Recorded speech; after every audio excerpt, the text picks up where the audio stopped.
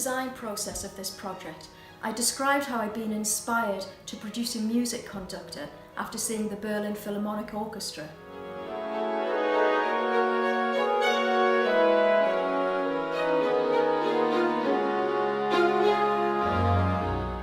Above any of the amazing musicians, he was the one to capture my attention and imagination.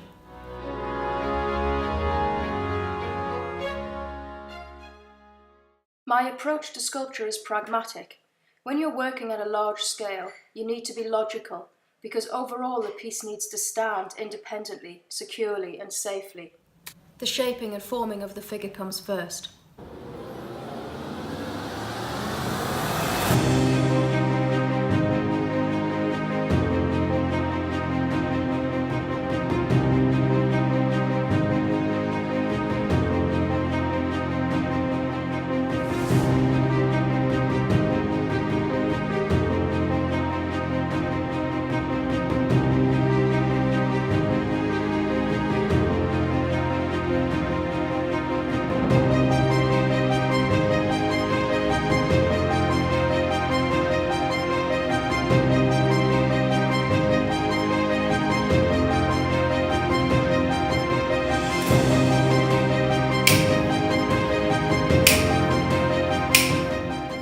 Fitting the figure together is the most difficult part.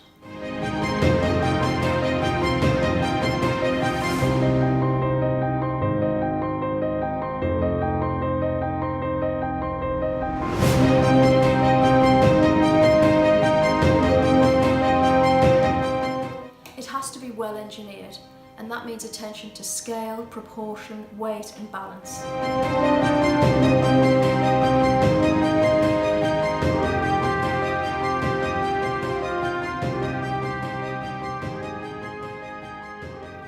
Well, I've completed the lower limbs now, and so I have the legs here, and now I have to do a simple test to see whether I've got the proportions right and to check whether the anatomy is right.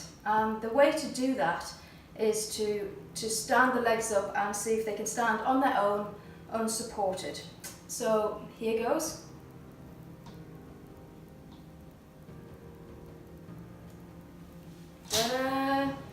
Great.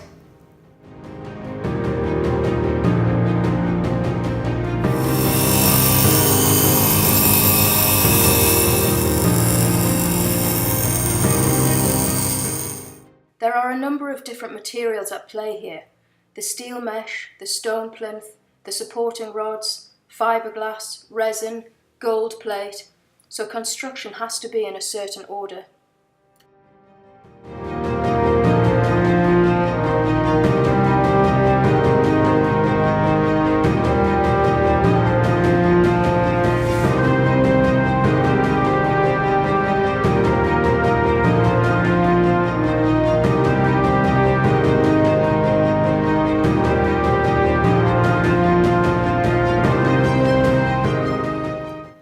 I'm going to be placing the emphasis on his hands, because that's what he uses to express himself and to communicate to his orchestra.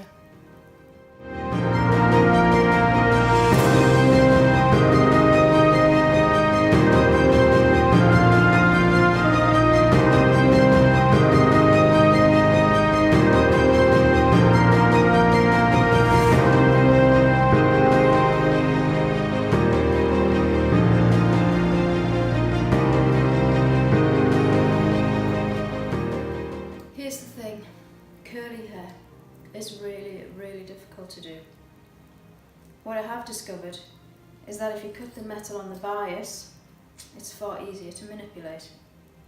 I mean, I could use a different mesh. I've got some expandable mesh here, which just about goes in any way you like. You could do curls and all sorts. But because I'm not doing the rest of the figure in the same mesh, it just doesn't work. I've tried putting different meshes together before and it's no good. So with Simon Rattle's hair in mind, I have to come up with some kind of way of making almost like a wig of curly hair. And probably the best thing is to do it in separate chunks and then fit it together.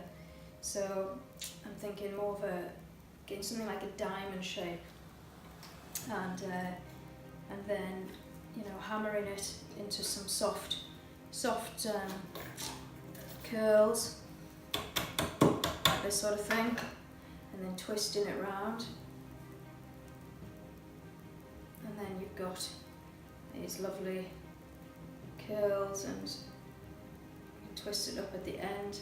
And then once I've got them sewn together in various parts as well, I can probably manipulate it a little bit more and give it a bit more bounce.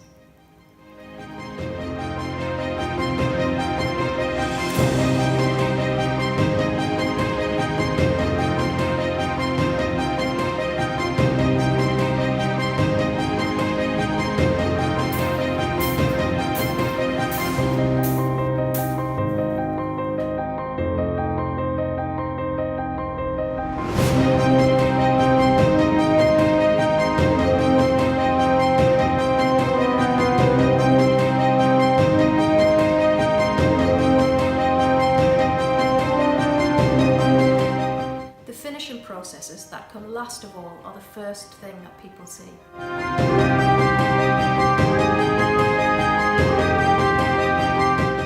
I want the sculpture to be glorious. It is absolutely the most fitting and appropriate thing for the conductor.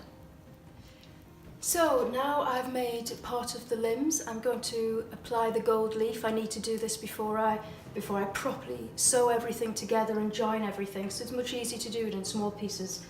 And to prepare for that, I've primed the metal, the stainless steel first, and then I've used size, oil-based size, which is like a sticky liquid for the gold leaf to stick onto the limb. Not everybody knows what gold leaf is. It's not a paint and it's not a spray.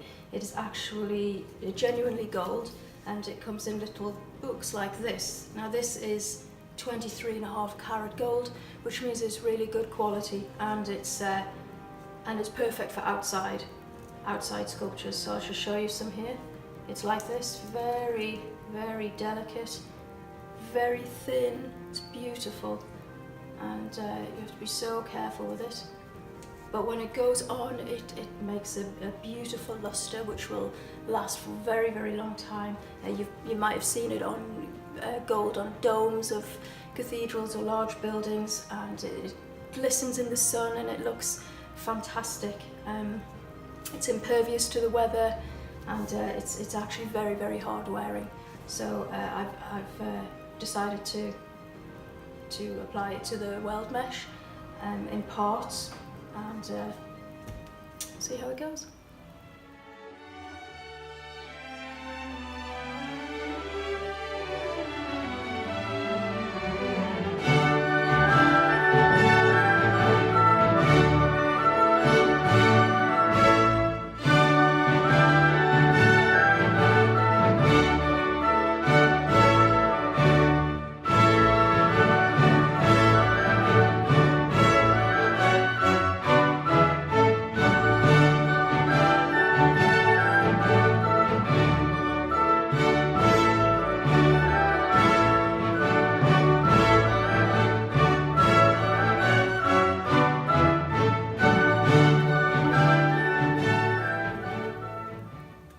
I love doing this part. There's something so real and authentic about using real gold. It's just so precious and beautiful.